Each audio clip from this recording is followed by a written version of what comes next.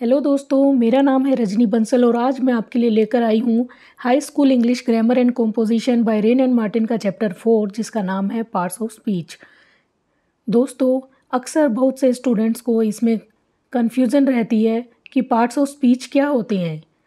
मैं इसको आपको पहले बिल्कुल सिंपल तरीके से समझा देती हूँ। स्पीच क्या होती है? जो भी हम बोलते हैं, जैसे मैं अब कुछ भी बोल रही हूँ वो सब एक स्पीच है। जो कुछ भी हमारे मुंह से निकलता है शब्दों के रूप में, जो सेंटेंसेस निकलते हैं उन्हीं को हम स्पीच कहते हैं। और उस स्पीच के उन सेंटेंसेस के जो पार्ट्स होते हैं वो कौन कौन से होते हैं। अब उन पार्ट्स को हम कैसे डिवाइड करते हैं? जैसे कोई भी सेंटेंस है, मान लीजिए मैं ये सेंटेंस ले रही हूँ, यहाँ मैं आपको लिख कर बता देती हूँ।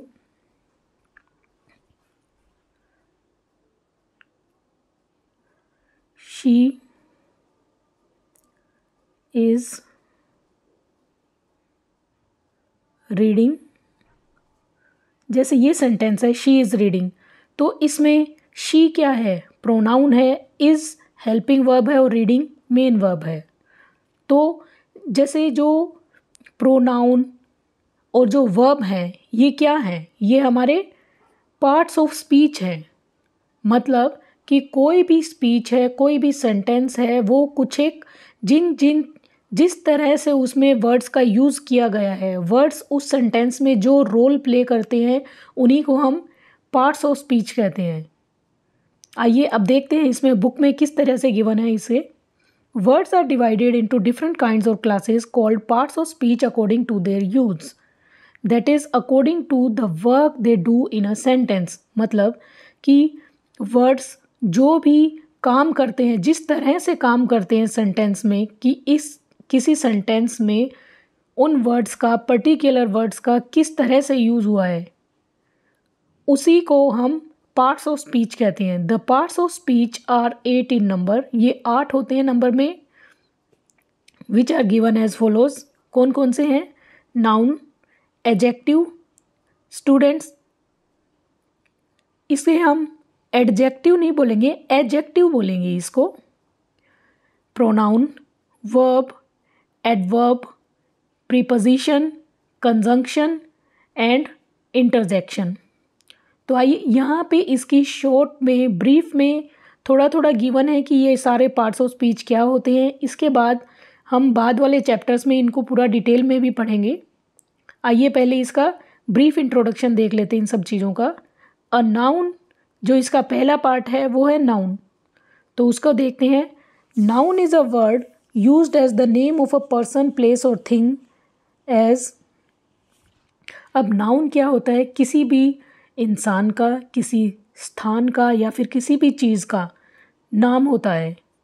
अब चीज़ का मतलब कोई भी लिविंग चीज़ भी हो सकती है, जीवित, सजीव और निर्जीव दोनों तरह की चीज़ें आ गई इसमें। एनिमेट और इनएनिमेट, यानी कि सजीव और निर्जीव दोनों तरह की चीज़ें आ गई। मतलब जो कुछ भी हम सोच सकते हैं, कोई आइडिया, कुछ भी, जो भी चीज़ हम सोच सकते हैं, जो भी चीज़ हम लोग अपने सेंसेस से, हमारी इंद्रियों से ग्रहण कर सकते हैं, जो हम देख सकते हैं, जो हम, कोई भी चीज़ है, वो सभी चीज़ें, उन सभी चीज़ों का नाम, जो भी नाम है वो उन सभी चीज़ों का नाम एक नाउन होता है।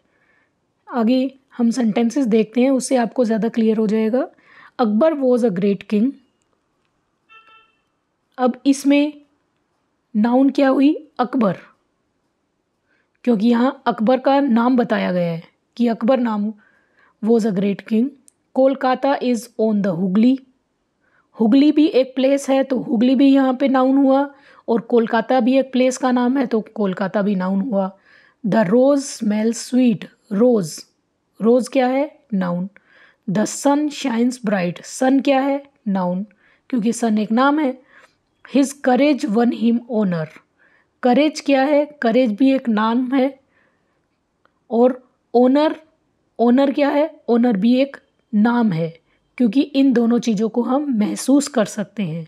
हर वो चीज़ जिसे हम महसूस कर सकते हैं इंद्रियों के द्वारा, जिसे हम देख सकते हैं, जिसे हम सोच सकते हैं, उस चीज़ का नाम ही नाउन है। The word thing includes all objects that we can see, hear, taste, touch or smell. And second, something that we can think of but cannot perceive by the senses. मतलब कि जो भी चीज़ हम देख सकते हैं, सुन सकते हैं, जिसे हम हमारी टेस्ट कर सकते हैं, मतलब खाने की कोई चीज़ हो गई, कोई भी ऐसी चीज़ जिसे हम छू सकते हैं या फिर जिसे हम स्मेल कर सकते हैं, वो सारी चीज़ें नाउन है।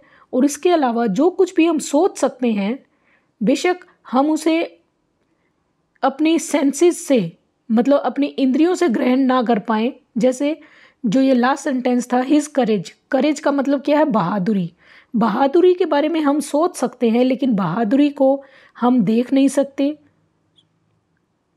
कि हाँ इसका नाम बहादुरी है, हम ऐसे नहीं बोल सकते। ना ही हम बहादुरी को सुन सकते हैं, ना हम टेस्ट कर सकते हैं, ना टच कर सकते हैं बहादुरी को, ना ही हम सूंघ सकते हैं उसे। तो जो कोई भी चीज़ है, जब हम उसको सोच सकते हैं, हम देख सकते हैं, तो उन सब चीज़ों को हम क्या बोलेंगे? नाउन। इसका जो नंबर 2 है पार्ट्स ऑफ स्पीच का, सेकेंड पार्ट कौन सा है? Adjective. An adjective is a word use to add something to the meaning of a noun, as he is a brave boy. अब एडजेक्टिव क्या होता है? हमने नाउन पढ़ा है कि कोई भी नाउन क्या होती है? कोई भी किसी भी चीज़ का नाम हुआ तो वो उसमें कुछ ना कुछ उसके बारे में बताती है, उसके मीनिंग में कुछ ऐड करती है, कुछ जोड़ती है उसके मीनिंग में, उसके अर्थ में। यानी कि जब हमें नाउन के बारे में एक्स्ट्रा इन्फॉर्मेशन जो चीज़ देती है वो एक एडजेक्टिव होता है। जैसे ही इज़ अ ब्रेव बॉय, अब वो एक बॉय है, ही इज़ अ बॉय, लेकिन वो बॉय कैसा है? बॉय क्या है? एक नाउन है। लड़का एक नाम हुआ ना, लड़के को हम देख सकते हैं कि हाँ ये लड़का है। तो अब लड़के की विशेषता बता रहा है ये। तो जो भी विशेषता बताते हैं, एडजेक्टिव मतलब विशेषण, जो नाउन की संज्ञा की विशेषता बताने वाले को ही विशेषण बोलते हैं। तो ऐसे ही is a brave boy, boy की क्वालिटी बता रहा है, तो ये क्या है? ब्रेव क्या हुआ? Adjective. There are 20 boys in the class. अब बॉयज क्या है? नाउन। और नाउन की विशेषता क्या बता रहे हैं कि कितने बॉयज थे? 20 बॉयज थे। तो यहाँ 20 क्या हुआ? एडजेक्टिव। नेक्स्ट पार्ट है हमारा प्रोनाउन। आइए इसे भी देख लेते हैं। A pronoun is a word used instead of a noun, as John is absent because he is ill, the books are where you left them. अब प्रोनाउन क्या होता है? जिन्हें हम नाउन की जगह पर यूज कर लेते हैं।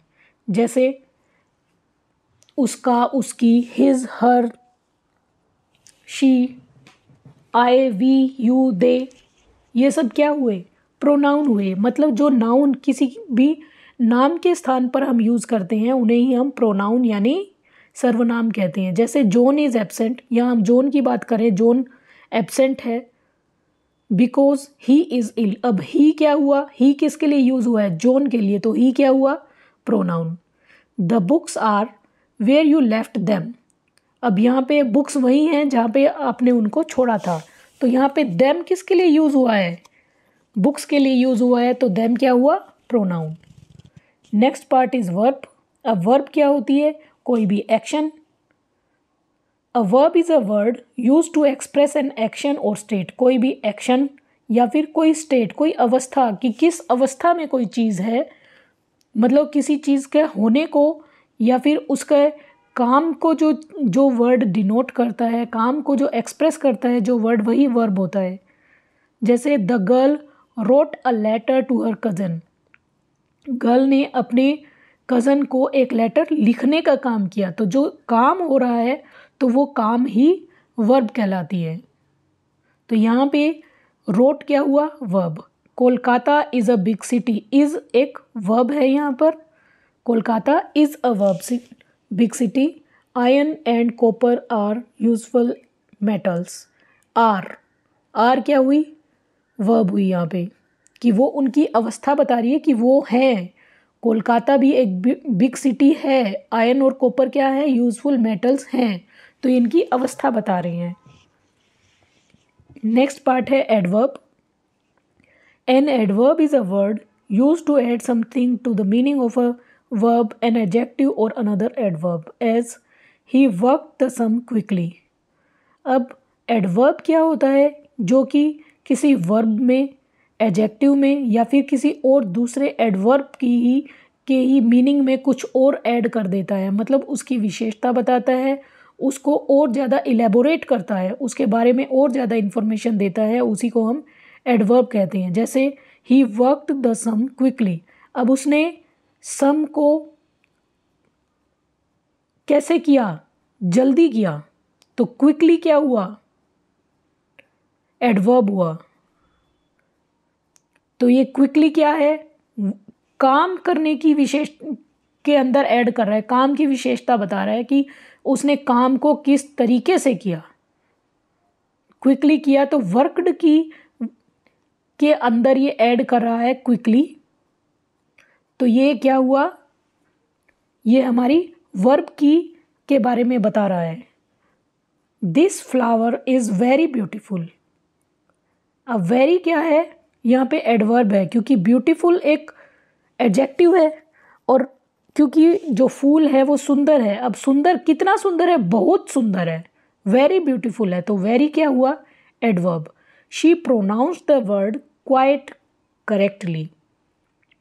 करेक्टली एक एडवर्ब है कि उसने वर्ड को किस तरह से बोला, करेक्टली, ठीक तरीके से, सही तरीके से उसने शब्द का उच्चारण किया। लेकिन अब सही तरीके से किया, अब इसका भी इन्होंने और ज़्यादा इसको स्पेसिफाई कर दिया, और ज़्यादा इसका मीनिंग में ऐड कर दिया इसको। तो यहाँ पे क्वाइट क्या हुआ, करेक्टली की, यानी एक एडवर्ब के बारे में ये मीनिंग इसको ऐड कर रहा है, इसको और ज़्यादा इलेबोरेट कर रहा है। तो ये यहाँ पे क्वाइट क्या हुआ, एडवर्ब। अब नेक्स्ट जो पार्ट है वो है preposition. Preposition is a word used with a noun or a pronoun to show how the person or thing denoted by the noun or pronoun stands in relation to something else. अब preposition क्या होता है, ये हमेशा एक noun या फिर pronoun के साथ ही यूज़ होता है।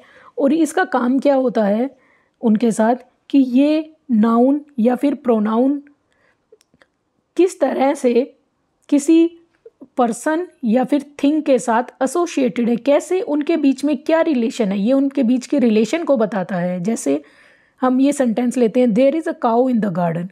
अब यहाँ गार्डन में एक काउ है। अब यहाँ पे जो इन है, इन प्रीपोजिशन है, इन किसकी रिलेशन बता रहा है, काउ की और गार्डन की, कि काउ कहाँ पे है, गार्डन में है। तो ये जब हमने इन लगाया है तो ये इन दोनों की रिलेशन बता रहा है। The girl is fond of music. Girl क्या है, फॉन्ड ऑफ म्यूजिक, म्यूजिक को का शौक है उसे। तो यहाँ पे ये गर्ल और म्यूजिक की विशेषता बता रहा है, म्यूजिक के बीच में क्या रिलेशन है, कि उसे उसका शौक है। A fair little girl set under a tree. अब यहाँ पे गर्ल और ट्री के बीच में का ये रिलेशन बता रहा है कि जो लड़की थी वो पेड़ के नीचे थी, नीचे बैठी हुई थी।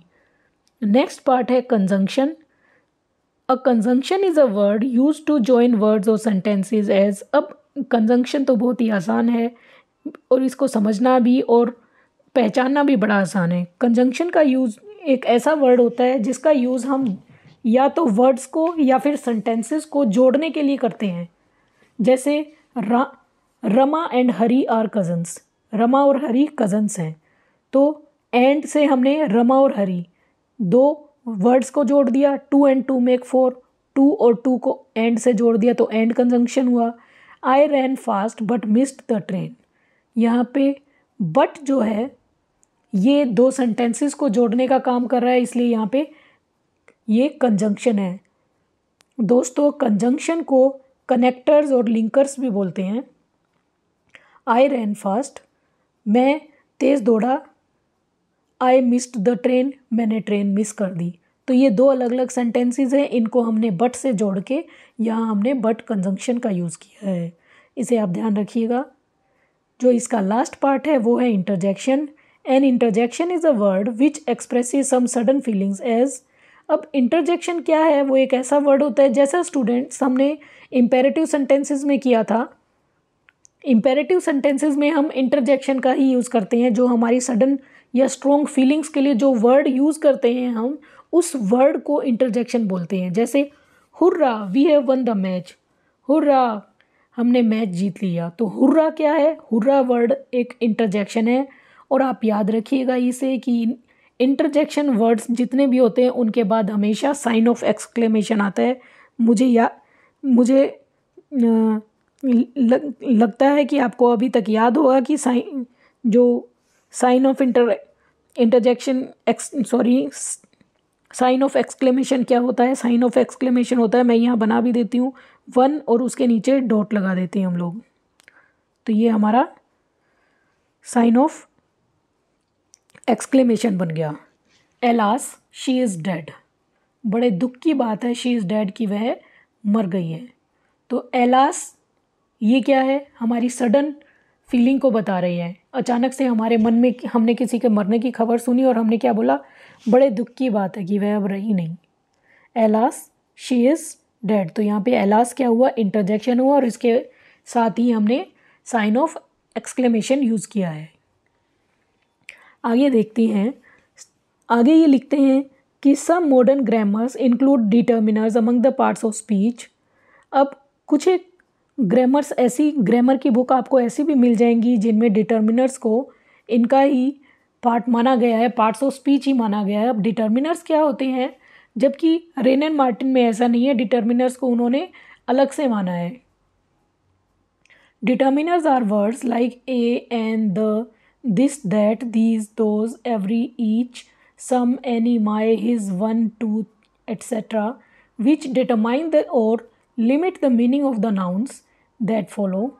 अब डिटर्मिनर्स ऐसे वर्ड्स होते हैं, ये सारे वर्ड्स होते हैं जैसे कि a and the, this that, these, those, every, each, some, any, my, his, one, two, ये सारे वर्ड्स होते हैं जो कि नाउन का जो मीनिंग होता है उसको डिटरमाइन करते हैं, उसको निर्धारित करते हैं या फिर उसको लिमिट कर देते हैं उसके मीनिंग को।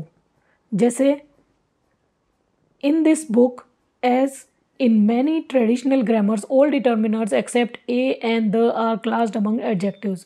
अब इस बुक में ये सारी चीज़ें एडजेक्टिव्स के अंदर गिवन है, सिवाय ए एंड द के उनको इन्होंने आर्टिकल्स के अंडर रखा है। इसमें स्टूडेंट्स समझने की यही बात है कि कुछ एक लोग डिटर्मिनर्स को भी, कुछ एक ग्रामेरियंस ऐसे हुए हैं जो डिटर्मिनर्स को भी पार्ट्स ऑफ स्पीच मानते हैं, जबकि रेन एंड मार्टिन ऐसा नहीं मानती है। As words are divided into different classes according to the work they do in sentences, it is clear that we cannot say to which part of speech a word belongs unless we use it used in a sentence. अब इसमें ये कहा गया है दोस्तों कि जैसे कि वर्ड्स हैं वो बहुत सारी क्लासेस में बहुत तरह के होते हैं। जैसे इन्होंने 8 टाइप्स बताए हैं पार्ट्स ऑफ स्पीच के, लेकिन इनको हम कैसे समझेंगे? इनको हम देख के नहीं समझ सकते कि ये तो एडजेक्टिव है, ये नाउन है, ये प्रोनाउन है। इनको वो किस तरह से यूज़ हुए हैं सेंटेंसेस में, उसके आधार पर ही इनको समझा जा सकता है। जैसे दे अराइव्ड सून आफ्टर। अब यहाँ पे आफ्टर क्या है? एडवर्ब है। दे अराइव्ड सून, वो जल्दी आ गए। सून आफ्टर मतलब उसके तुरंत बाद आ गए। दे अराइव्ड आफ्टर अस, वो हमारे बाद आए।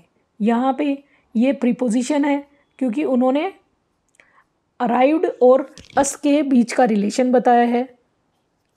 दे arrived after we had left, और अब यहाँ पे 2 सेंटेंसेस को जोड़ दिया तो ये दोस्तों कौन सा पार्ट ऑफ स्पीच हुआ? कंजंक्शन। जैसे दे अराइव्ड, वे पहुँचे, वी हैड लेफ्ट, हम जा चुके थे। इन दोनों सेंटेंसेस को जोड़ के इन्होंने आफ्टर कंजंक्शन का यूज़ किया है।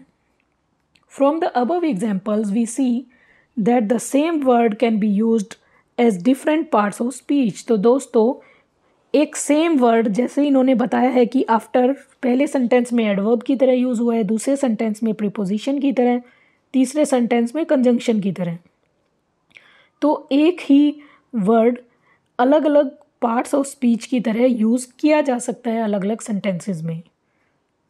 तो यहाँ पे मुझे लगता है आपको क्लियर हो गया होगा ये जो कॉन्सेप्ट था पार्ट्स ऑफ स्पीच का।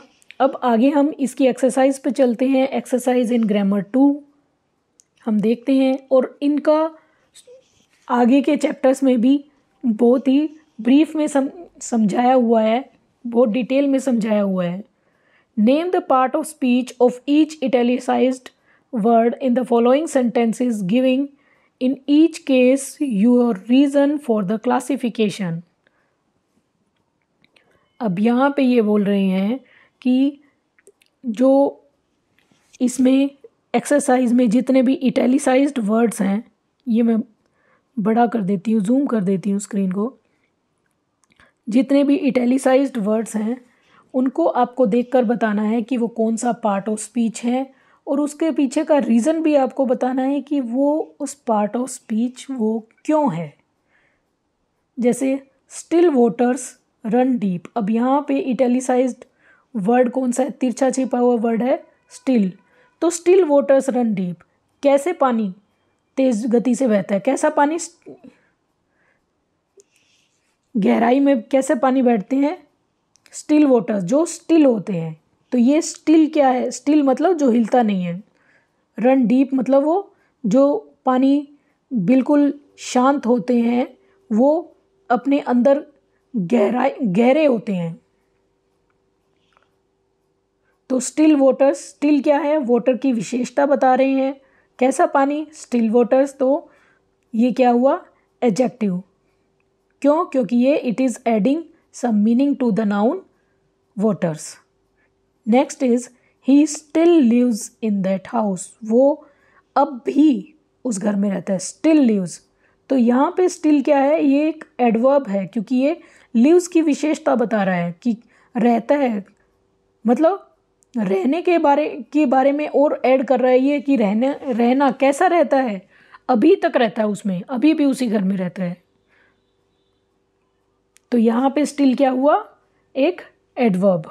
Next is after the storm comes the काम। कि स्टॉर्म के बाद शांति आती है। तो आफ्टर यहाँ पे क्या हुआ? एक प्रीपोजिशन है, क्योंकि ये स्टॉर्म और कम्स के बीच के रिलेशन बता रही है। द आफ्टर इफेक्ट्स, कैसे effects? After effects of the drug are bad. तो कैसे इफेक्ट्स? After effects. तो आफ्टर इफेक्ट्स ये क्या हुआ? आफ्टर यहाँ पे एडजेक्टिव हुआ, क्योंकि ये इफेक्ट्स के अंदर कोई मीनिंग उसको ऐड कर रहे हैं। The up train is late. कौन सी ट्रेन? अप ट्रेन, ऊपर वाली ट्रेन। तो अप क्या हुआ यहाँ पे? एडजेक्टिव हुआ। क्यों? क्योंकि ये ट्रेन के बारे में कुछ और भी मीनिंग ऐड कर रहा है, कुछ और भी विशेषता, कुछ और बता रहा है हमें। It ways about a pound. अब वेज क्या है? ये यहाँ पे एडवर्ब है। क्यों? क्योंकि सॉरी, वेज नहीं है यहाँ पे। जो इटैलिसाइज्ड वर्ड है यहाँ पे इन्होंने अच्छे से किया नहीं है, वो है अबाउट। अबाउट क्या है? एक एडवर्ब है। क्यों? क्योंकि ये वेज वर्ड की जो वर्ब गिवन है उसके अंदर उसका मीनिंग बता रहा है कि कितना वजन है इसका। अबाउट अ पाउंड, एक पाउंड के आसपास, एक पाउंड के लगभग। तो यहाँ पे लगभग क्या हुआ? अबाउट क्या हुआ? एक एडवर्ब हुआ। Next is he told us all about the battle. उसने हमें सारा बताया। किसके बारे में? अबाउट द बैटल, बैटल के बारे में। तो यहाँ पे अबाउट क्या है? एक प्रीपोजिशन है, क्योंकि ये ऑल और बैटल के बीच की रिलेशन बता रही है। दोस्तों अब हमारा नेक्स्ट सेंटेंस है he was only a yard of me. वो मुझसे केवल एक यार्ड, एक गज की दूरी पर था। अ यार्ड ऑफ, यहाँ पे ऑफ क्या है? प्रीपोजिशन है। क्यों? क्योंकि ये यार्ड और मेरे बीच का रिलेशन बता रहा है कि वो मेरे से कितनी दूरी पर था। Next is suddenly one of the wheels came of. अचानक एक व्हील बाहर आ गया। केम ऑफ। तो यहाँ पे ऑफ क्या हुआ? एडवर्ब, क्योंकि ये केम जो कि एक वर्ब है उसके मीनिंग को में कुछ ऐड कर रहा है। Next is Muslims fast in the month of Ramzan. अब यहाँ पे इटैलिसाइज्ड यानी तिरछा छुपा हुआ शब्द है फास्ट। तो यहाँ पे फास्ट क्या हुआ? वर्ब। क्यों? क्योंकि यही इसमें एक्शन है कि वो मुस्लिम लोग रमज़ान के महीने में फास्ट रखते हैं, तो फास्ट वर्ब की तरह यूज़ हुआ है, तो यहाँ पे फास्ट क्या है, verb. He kept the fast for a week. अब यहाँ पे तो ये जो फास्ट है वो वर्ब नहीं है, क्योंकि वर्ब तो यहाँ इन्होंने केप्ट यूज़ की है, तो यहाँ पे फास्ट क्या हुआ, नाउन, क्योंकि ये एक वीक के लिए क्या रखते हैं, फास्ट। ये एक नाम है, एक प्रक्रिया का, एक प्रोसेस का नाम है फास्ट, तो इसलिए यहाँ पे ये क्या हुआ, noun. Next is he is on the committee.